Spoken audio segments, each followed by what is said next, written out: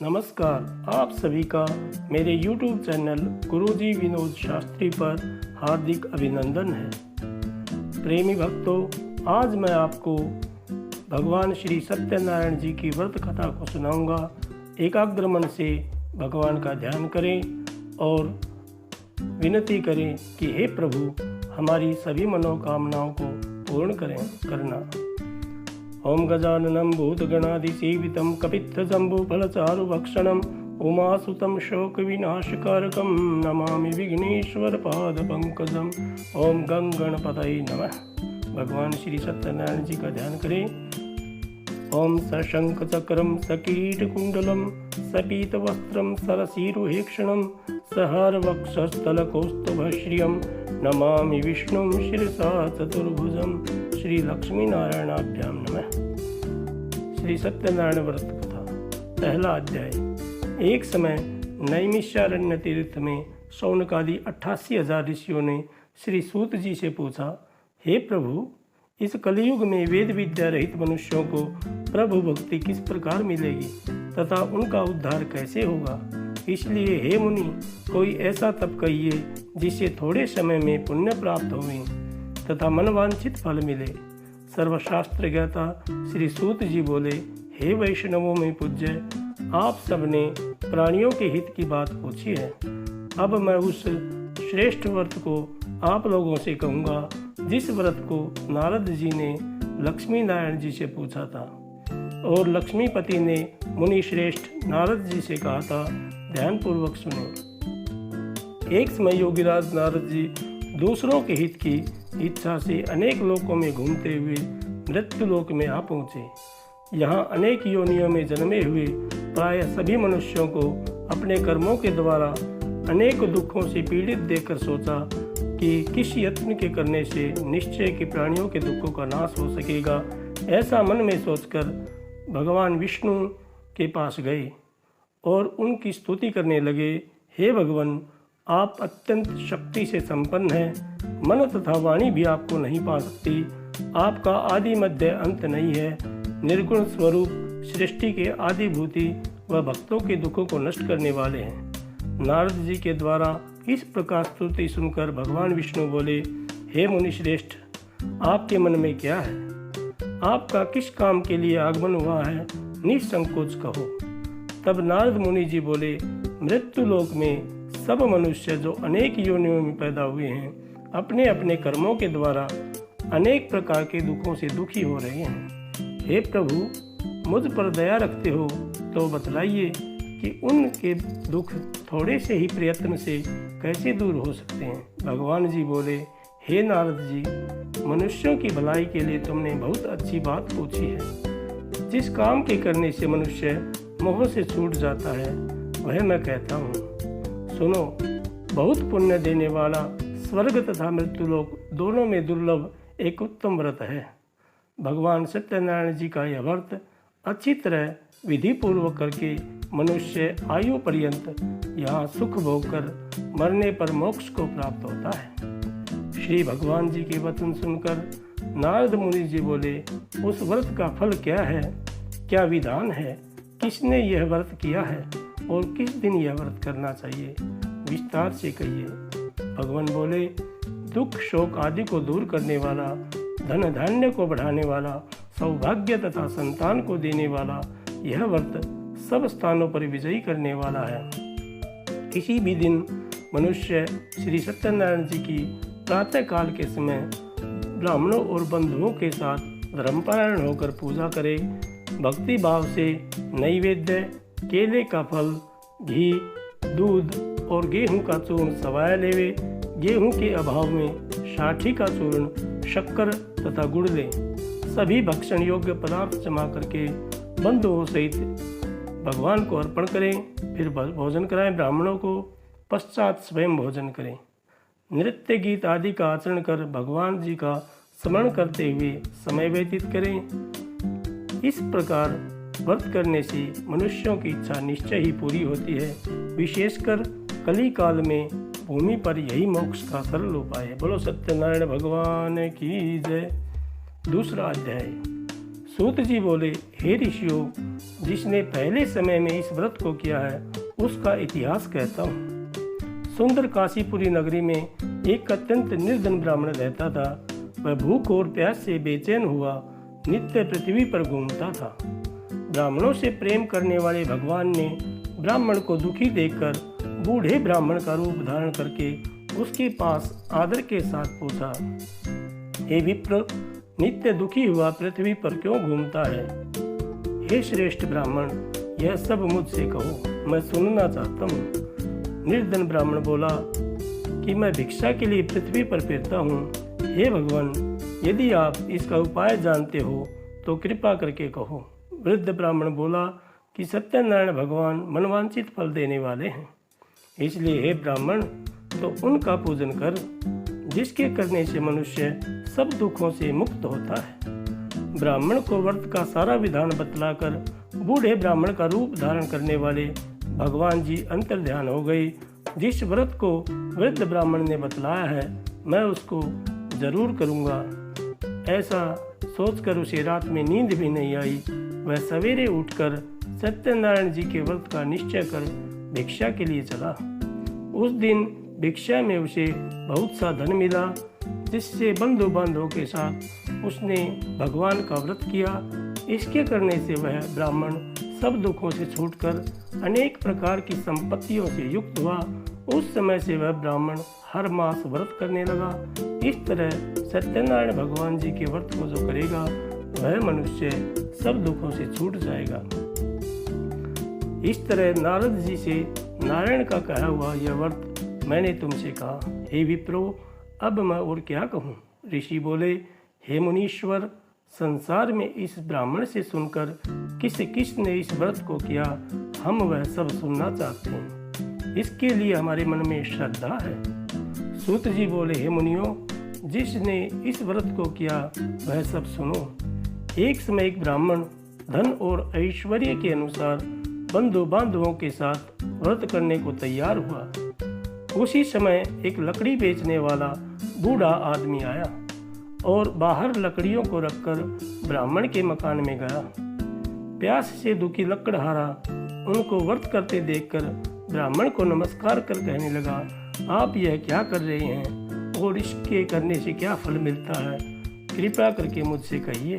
ब्राह्मण ने कहा, सब मनोकामनाओं को पूरा करने वाला यह सत्यनारायण भगवान जी का व्रत है। इसकी ही कृपा से मेरे यहाँ धन धान्य की वृद्धि हुई है। ब्राह्मण से व्रत के बारे में जानकर लकड़हारा चरणामृत ले प्रसाद खाने के बाद अपने घर को गया। लकड़हारे ने अपने मन में संकल्प किया कि आज लकड़ी बेचने से जो धन मिलेगा उससे भगवान का उत्तम व्रत करूँगा। यह मन में विचार कर वह बूढ़ा आदमी लकड़ियाँ अपने सिर पर रखकर जिस नगर में धनवान लोग रहते थे वहाँ चला गया। उस रोज़ वहाँ उन्हें लकड़ियों का दाम पहले दिनों से चौगुना मिला। तब वह बूढ़ा लकड़हारा दाम ले प्रसन्न होकर सामग्री लेकर भगवान के व्रत की कुल सामग्रियों को लेकर अपने घर गया। फिर उसने अपने भाइयों को बुलाकर विधि के साथ भगवान जी का पूजन और व्रत किया। उस व्रत के प्रभाव से वह बूढ़ा लकड़हारा धन पुत्र आदि से युक्त हुआ। संसार के समस्त सुख होकर वैकुंठ को चला गया। बोलो सत्यनारायण भगवान की जय। तीसरा अध्याय। सूत जी बोले, हे श्रेष्ठ मुनियों, अब आगे की कथा कहता हूँ, सुनो। पहले समय में उल्कामुख नाम का एक बुद्धिमान राजा था। वह सत्यवक्ता और जितेंद्रिय था। प्रतिदिन देवस्थानों पर जाता तथा गरीबों को धन देकर उनके कष्ट दूर करता था। उसकी पत्नी कमल के समान मुख वाली और सती साध्वी थी। भद्रशिला नदी के तट पर उन दोनों ने भगवान सत्यनारायण जी का व्रत किया। वहाँ पर एक साधु वैश्य आया। उसके पास व्यापार के लिए बहुत सा धन था और राजा को व्रत करते हुए देखकर विनय के साथ पूछने लगा, हे राजन, भक्ति युक्त चित्त से यह आप क्या कर रहे हैं? मेरी सुनने की इच्छा है, कृपया करके मुझे जरूर बताइए। राजा बोला, हे साधु, अपने बांधवों के साथ पुत्रादि की प्राप्ति के लिए यह महाशक्तिमान भगवान सत्यनारायण जी का व्रत व पूजन किया जा रहा है। राजा के वचन सुनकर साधु आदर से बोला, हे राजन, मुझसे इसका सब विधान कहो, मैं भी आपके कहे अनुसार इस व्रत को करूँगा, क्योंकि मेरे भी कोई संतान नहीं है। राजा से सब विधान सुनकर व्यापार से निवृत्त हो वह खुशी खुशी अपने घर गया। साधु ने अपनी स्त्री से संतान देने वाला उस व्रत का समाचार सुनाया और कहा कि जब मेरे संतान होगी तब मैं उस व्रत को करूँगा। साधु ने ऐसे वचन अपनी स्त्री लीलावती से कहे। एक दिन उसकी स्त्री लीलावती पति के साथ आनंदित हो सांसारिक धर्म में प्रवृत्त होकर सत्यनारायण भगवान जी की कृपा से गर्भवती हो गई। 10वें महीने में उसके एक सुंदर कन्या का जन्म हुआ। दिनों दिन वह इस तरह बढ़ने लगी जैसे शुक्ल पक्ष का चंद्रमा बढ़ता है। कन्या का नाम कलावती रखा गया। तब लीलावती ने मीठे शब्दों में अपने पति से कहा कि आपने जो संकल्प किया था कि भगवान का व्रत करूंगा, अब आप उसे करिए। साधु बोला, हे प्रिय, इसकी विवाह कर करूंगा। इस प्रकार पत्नी को आश्वासन देकर वह नगर को गया। कलावती पिता के घर में वृद्धि को प्राप्त हो गई। साधु ने जब नगर में सखियों के साथ अपनी पुत्री को देखा तो तुरंत दूत बुलाकर पुत्री के वास्ते कोई सुयोग्य वर देख कर लाओ। साधु की आज्ञा पाकर दूत कंचन नगर पहुंचा। वहां पर बड़ी खोज करके लड़की के लिए सुयोग्य वणिक पुत्र को ले आया। उस लड़के को देखकर साधु ने अपने बंधु बांधवों सहित प्रसन्नचित्त अपनी पुत्री का विवाह उसके साथ कर दिया। किंतु दुर्भाग्य से विवाह के समय भी उस व्रत को करना भूल गया। तब भगवान जी क्रोधित हो गए और श्राप दिया कि तुम्हें दारुण दुख प्राप्त होगा। अपने कार्य में कुशल साधु बनिया जामाता सहित समुद्र के समीप स्थित रतनपुर में गया। वहां दोनों ससुर व जमाई चंद्रकेतु राजा के उस नगर में व्यापार करने लगे। एक रोज भगवान सत्यनारायण जी की माया से प्रेरित कोई चोर राजा का धन चुराकर भागा जा रहा था, किंतु राजा के दूतों को आता देखकर चोर ने घबरा करके भागते हुए राजा के धन को वहीं चुपचाप रख दिया जहां वह ससुर व जमाई ठहरे हुए थे।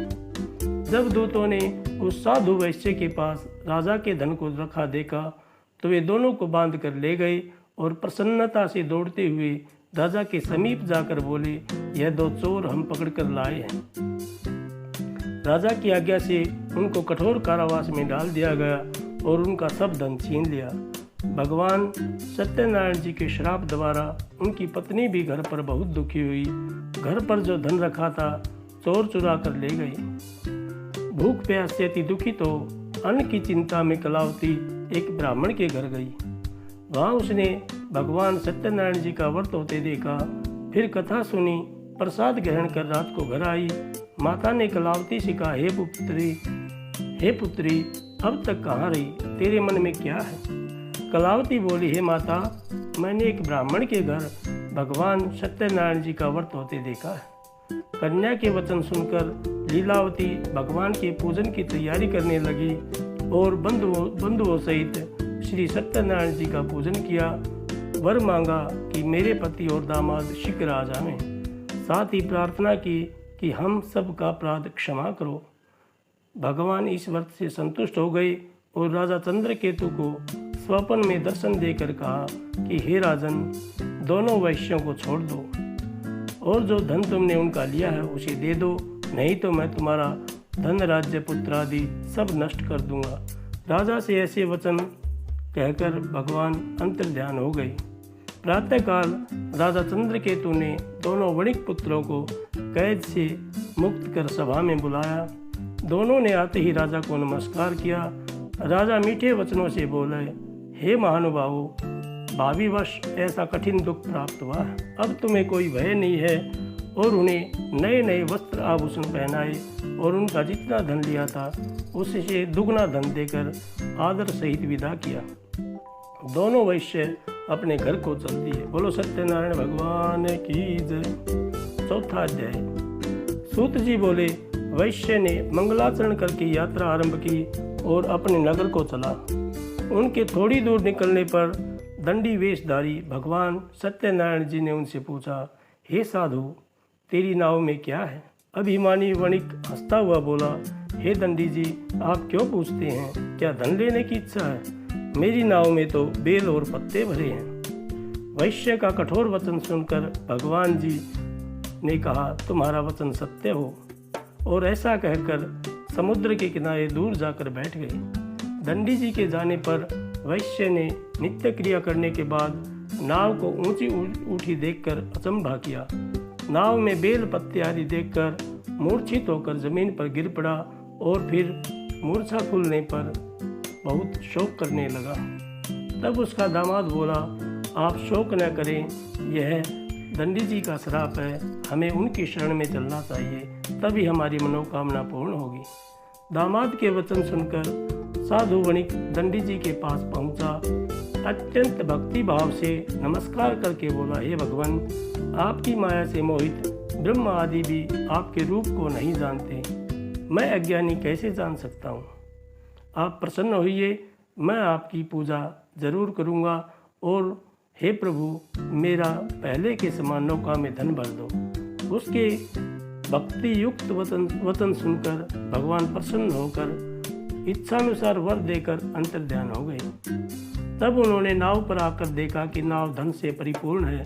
फिर वह भगवान का पूजन कर साथियों सहित अपने नगर को चला।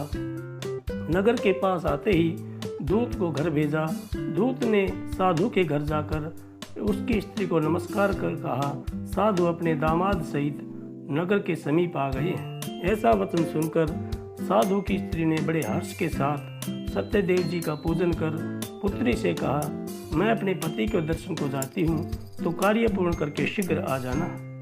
माता के ऐसे वचन सुनकर कलावती प्रसाद को छोड़कर पति के पास आ गई। प्रसाद की अवज्ञा के कारण सत्यदेव जी ने रुष्ट होकर उसके पति को नाव सहित पानी में डुबो दिया। कलावती अपने पति को न देखकर रोती हुई जमीन पर गिर गई। इस तरह नौका को डूबा हुआ कन्या को रोता देखकर साधु दुखित होकर बोला, हे प्रभु, मुझसे या मेरे परिवार से कोई भूल हुई हो तो उसे क्षमा करें। उसके दीन वचन सुनकर सत्यदेव जी ने प्रसन्न होकर आकाशवाणी की कि हे साधु, तेरी कन्या मेरे प्रसाद को छोड़कर आई है और इसका पति इसलिए अदृश्य हुआ। यदि यह घर जाकर दोबारा प्रसाद खाकर लौटे तो पति अवश्य मिलेगा। ऐसी आकाशवाणी सुनकर कलावती ने घर पहुंचकर प्रसाद खाया, फिर आकर पति के दर्शन किए। पश्चात साधु ने बंधु बांधवों सहित सत्यदेव जी का विधि पूर्वक पूजन किया। उस दिन से वह प्रत्येक पूर्णिमा को भगवान श्री सत्यनारायण जी का पूजा एवं कथा करने लगा। फिर इस लोक का सुख भोग कर अंत में स्वर्ग लोक को गया। बोलो सत्यनारायण भगवान की जय। सूत जी 5वां अध्याय। सूत जी बोले, हे ऋषियों, मैं और भी कथा कहता हूँ, सुनो। प्रजा पालन में लीन तुंगध्वज नाम का एक राजा था। उसने भी भगवान का प्रसाद त्याग कर बहुत दुख पाया। एक समय वन में जाकर वन्य पशुओं को मारकर बड़ के पेड़ के नीचे आया। वहाँ उसने ग्वालों को भक्ति भाव से बांधवों सहित सत्यनारायण जी का पूजन करते देखा। राजा देखकर भी अभिमानवश वहाँ नहीं गया और न ही नमस्कार ही किया। जब ग्वालों ने भगवान का प्रसाद उसके सामने रखा तो वह प्रसाद को त्याग कर अपनी सुंदर नगरी को चला। वहीं उसने अपना सब कुछ नष्ट हुआ पाया तो वह समझ गया कि यह सब भगवान ने किया है। तब वह विश्वास करके ग्वालों के समीप गया और विधि पूर्वक पूजन कर प्रसाद खाया तो सत्यदेव जी की कृपा से पहले जैसा था वैसा ही हो गया। फिर दीर्घ काल तक सुख भोग कर मरने पर स्वर्गलोक हो गया। जो मनुष्य इस परम दुर्लभ व्रत को करेगा, भगवान की कृपा से उसे धन धान्य की प्राप्ति होगी। निर्धन धनी बंदी बंधन से मुक्त होकर निर्भय हो जाता है। संतानहीनों को संतान प्राप्त होती है तथा सब मनोरथ पूर्ण होकर अंत में वैकुंठ धाम को जाता है। जिन्होंने पहले इस व्रत को किया, अब उनके दूसरे जन्म की कथा कहता हूँ। वृद्ध शतानंद ब्राह्मण ने सुदामा का जन्म लेकर मोक्ष को पाया। उल्कामुख नाम का राजा दशरथ होकर वैकुंठ को प्राप्त हुआ। साधु नाम के वैश्य ने मोर ध्वज बनकर अपने पुत्र को आरे से चीरकर मोक्ष को प्राप्त किया। महाराज तुंगध्वज ने स्वयंभू होकर भगवान में भक्ति युक्त कर्म कर मोक्ष को प्राप्त किया। बोलो सत्यनारायण भगवान की जय। प्रेमी भक्तों, यदि आपको मेरा ये वीडियो पसंद आया हुआ हो तो कृपा करके कमेंट बॉक्स में श्री सत्यनारायण भगवान की जय ऐसा कमेंट जरूर करें और मेरे चैनल को सब्सक्राइब करें। जय जय श्री श्याम। बोलो सत्यनारायण भगवान की जय।